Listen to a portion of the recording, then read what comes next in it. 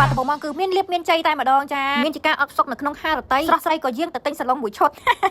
អូយដឹងនិយាយពីអីនេះនេះមក unboxing ជាមួយនឹងឈុតសាឡុងមើលចាលេងសង្សារពេលអូចអូឡើងក៏ជាប់ចិត្តជាមួយនឹងព្រះហារតីជាមួយនឹងសាឡុងឈុតចាពេកអាណាចាចាលក់គ្រឿងសង្ហារឹមចាឃើញហើយក៏ជាប់ចិត្តហើយចាក៏ឡើងទៅកក់លុយភ្លាមពួកអីកន្លែងយើងហ្នឹងក៏មិនទាន់រៀបចំហើយចឹងទៅពីរៀបចំហើយចាកន្លែងលើទៅរៀប store ថ្មីចឹងហើយក៏យកលុយទៅកក់ហើយចាថ្ងៃនេះគឺថ្ងៃលៀបថ្ងៃជ័យថ្ងៃសេរីសួស្ដីចាយកស្រស់ស្រីចូលមកក្នុងគេហដ្ឋានដាក់មកអូយស្អាតពេញចិត្តតែម្ដងចានិយាយទៅកន្លែងគ្រឿងសង្ហារឹមចាអាណាចាគ្រឿងសង្ហារឹមនេះគឺថាដាក់មកអែហ្មងពេញចិត្តស្ដោកហ្មងបានតូចអីបងប្អូនណាចា6ម៉ែនចាដាក់អស់ចាធំគ្រាន់ដែរបញ្ចប់ពីតំណឹងមកចាជៀបចំស្លងហើយនេះចាពីអ្នកបងខ្ញុំចាមករៀបរាប់ផ្លែឈើដើមគ្រីស្មាស់នេះនិយាយទៅគឺអត់មានលបែងចាតនេទេចាចូលចិត្តណាស់លបែងកតុកកតាក្មេងលេងនេះចាធ្វើអីកុំឲ្យតែខ្លួនឯងតនេពេកចាប់ដើមហ្នឹងបងខ្ញុំតណាបាត់គឺខ្ញុំឡើងមករៀបខ្លួនឯងចានិយាយទៅវីដេអូនេះមិនតិចម៉ោងណាបងប្អូនយកមកកាត់ដូចជាប្រហែលនាទីនេះអូយដល់កនេះហើយបងឆ្លៃខ្ញុំអត់ដឹងថាខ្ញុំដាក់កាមេរ៉ាថតចាដល់ពេលហ្នឹងគាត់ដើរមកមុខកាមេរ៉ាអត់ទាន់ដឹងទេដល់ពេលអញ្ចឹងបាំងកាមេរ៉ាអូអង្គហត់ទៅជួយសិនហើយបងខ្ញុំនេះអត់ដឹងថាមកពីណាទេចាអាវអត់មានពាក់ទេការងារលោកបងខ្ញុំហ្នឹងមិនងាយពាក់អាវតែម្ដងចាមើលអាវគេចូលនឹងកកហើយមករៀបរាប់ថាអាវហ្នឹងគឺឡើងឯងទៀតចាសំទោស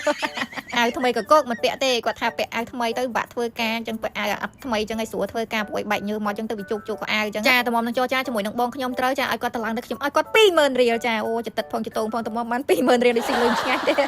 ហើយរាប់ម៉ោងបងប្អូនឃើញអញ្ចឹងឯខាលឿនតែជាក់ស្ដែងវិញគឺថាណែមិនធម្មតាទេយូរម៉ោងខ្លាំងសាហាវចង់និយាយអញ្ចឹងថតរាប់ម៉ោងដល់តែផុស1នាទី2នាទីអីអញ្ចឹងទៅចាខ្ញុំនេះឡើងផងជំតិតផងជំតងផងតម្រាំបានដើមគ្រីស្មាស់មួយនេះហើយអត់ទាន់រួចរាល់បងប្អូនគឺធ្វើបានថា80%ព្រោះ20%ទេព្រោះយើងត្រូវទិញកាដូយកមកដាក់ក្រុមដើមគ្រីស្មាស់ចែកឲ្យកូនចៅម្នាក់មួយអញ្ចឹងទៅហើយក៏ទៅនេះអត់ដឹងថាកូនចៅណាមានកាដូអីមេខ្លះទេហើយមេនេះខំរៀបរាប់នេះផ្លែឈើដល់ហើយចាំមើលកូននឹងឃើញវីដេអូនឹងហើយចាំមើលអ្នកណាគេបានទិញកាដូអីមេខ្លះនឹងព្រោះអីមេបានត្រៀមកាដូឲ្យកូនចៅរួយនៅតែកូនចៅទេមិនដែលដឹងថាទិញឲ្យមេឬអត់ទេចាំមើលចិត្តសទ្ធាកូនណាខ្លះទិញកាដូអីមេខ្លះទេនេះរៀបរាប់ផ្លែឈើហ្នឹងហើយកុំឲ្យថាគ្រីស្មាស់ហើយចិត្តដល់ថ្ងៃអីមកដាក់រៀបចំនេះមានតាំងពីអីរៀបរាប់អូយ៉ាងស្អីខ្លះទេនិយាយមែនខំតែកូនចៅឃើញវីដេអូនេះហើយចាស់ត្រៀមកាដូឲ្យមេផងកូនចាមិនថាទូចមិនថាធំទេទុកជាកាដូអនុស្សាវរីយ៍ឲ្យមេអញ្ចឹងណាព្រោះថាអ្នកមេនេះចាកំពុងតែរៀបដើមគ្រីស្មាស់ឲ្យទៅរកកាដូដាក់អីនៅក្នុង